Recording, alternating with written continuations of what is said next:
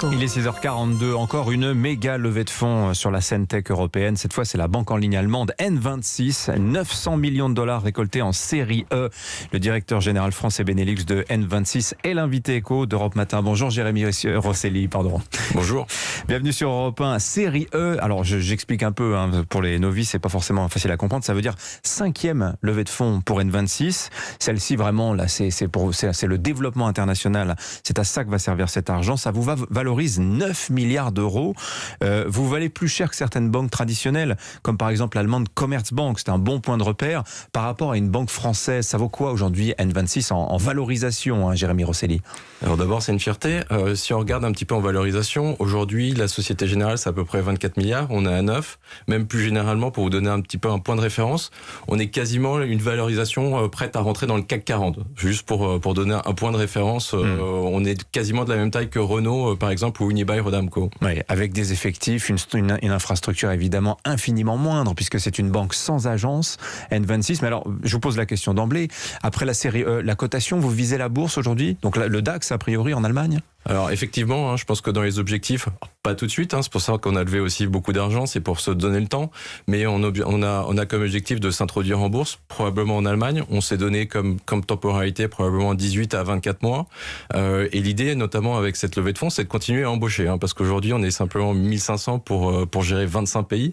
L'idée c'est d'embaucher plus de 1000 personnes qui vont nous aider à développer notamment le produit qu'on a, donc ça c'est une des premières choses. Donc les effectifs d'une grosse ETI et peut-être bientôt l'accès aux plus prestigieux indices boursiers. Ça surprend toujours un petit peu, Jérémy Rosselli. Mais c'est la force de la tech aussi. Mais c'est ça l'intérêt de la tech. Mais ça veut dire aussi qu'on continue à se développer et à embaucher. C'est 1000 personnes. Et d'ailleurs, ce qui est important, c'est que c'est 1000 personnes qui ne seront pas nécessairement en Allemagne. Maintenant, post-Covid, on commence à se poser les questions de où recruter les personnes, oui, et être beaucoup plus flexible. Donc il y aura notamment des emplois en France sur ce sujet. Alors, vous avez déménagé, je crois, 2 fois déjà cette année, et vous allez le refaire d'ici quelques semaines. Effectivement, on a déjà déménagé 2 fois cette année. On a doublé encore dans 2 semaines. On change dans un bureau qui est 2 fois plus grand pour accueillir de nouvelles personnes. Parce que anticipez, prenez très très grand tout de suite, comme ça ce sera fait. Ça. Alors, on reste quand même une start-up dans l'esprit, et on essaie justement de ne pas dépenser de façon fastueuse, parce que aussi notre intérêt, c'est d'être compétitif pour nos clients, d'économiser de l'argent pour pouvoir fournir des services à des prix qui sont compétitifs pour nos clients. Alors N26, beaucoup d'auditeurs, je pense, ne vous connaissent pas, mais vous revendiquez aujourd'hui quand même 2,5 millions de clients en France. Vous êtes en Allemagne la 2e banque du pays. Alors, mais quel est le profil aujourd'hui des clients, de ceux qui ouvrent des comptes chez N26, Jérémy Rosselli? Alors, merci pour cette question. On a souvent l'idée reçue finalement que les banques en ligne, c'est pour les jeunes. En fait, la réalité, c'est que typiquement, on a 40% de nos clients qui ont plus de 35 ans, donc ça s'adresse réellement à tout le monde. On a aussi beaucoup de jeunes travailleurs, donc de personnes qui commencent à travailler, donc qui ont entre 25 et 35 ans, et on a à peine une vingtaine de pourcents de clients qui ont entre 18 et 25 ans.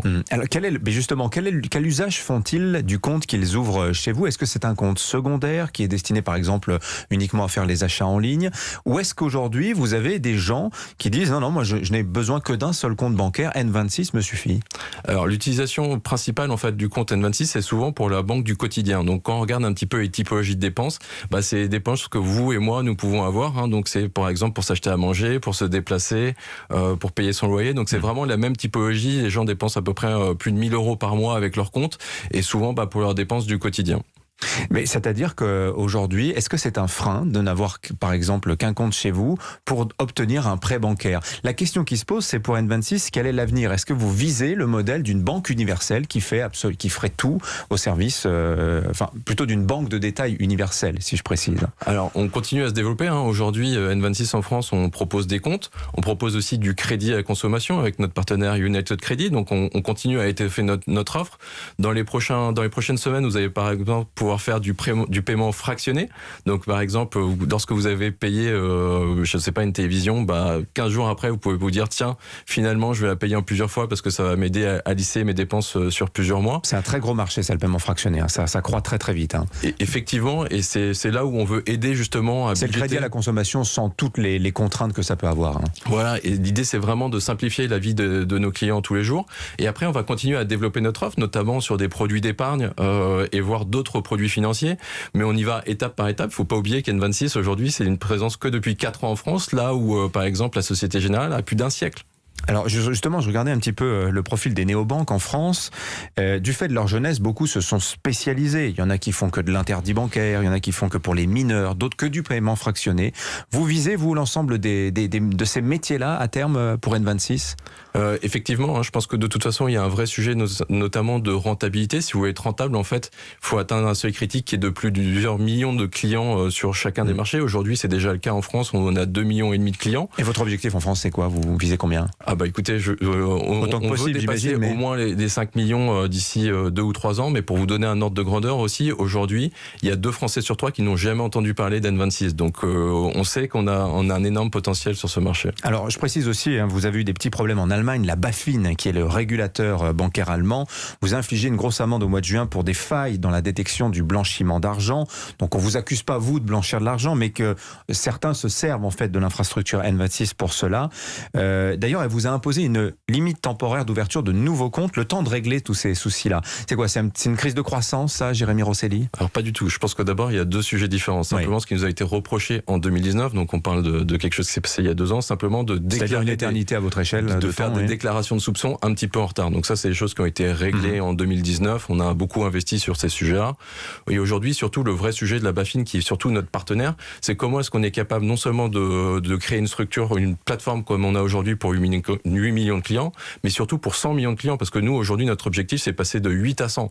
Donc c'est là plutôt pour nous aider à concentrer nos ressources pour le moment, justement, en termes de gouvernance, en termes de gestion des risques, qui sont des choses assez techniques, pour nous permettre de réaccélérer dans quelques mois pour atteindre cette barre assez rapidement. J'imagine que vous regardez de près aussi ces applications de trading qui fonctionnent extrêmement bien. Revolut, votre concurrent britannique, il fait, lui, depuis peu, la vente de crypto-monnaies, par exemple. Est-ce que vous vous intéressez aussi à ces nouveaux marchés qui sont, assez facilement associables à ce que vous faites déjà chez N26 ? Alors effectivement, de toute façon, je pense que le futur de différentes banques, ça va devenir des super apps. C'est-à-dire qu'aujourd'hui, nous, la route qu'on a choisie, c'est d'abord de commencer par la banque de détail, donc la banque du quotidien. Mais on peut très vite imaginer qu'on va continuer à développer notre offre, probablement sur ces sujets-là. De la même façon, on peut imaginer que les autres acteurs qui ont commencé à faire du trading ou du transfert d'argent en devises, continuer à se développer et aller vers la banque du détail. Merci Jérémy Rosselli, le directeur général France et Benelux de N26. Dernière petite info tech, sachez que Netflix a engrangé encore 4,5 millions de nouveaux abonnés dans le monde sur le dernier trimestre. Ils en sont à 222 millions d'abonnés. Non, c'est l'objectif qu'ils ont pour la fin de l'année.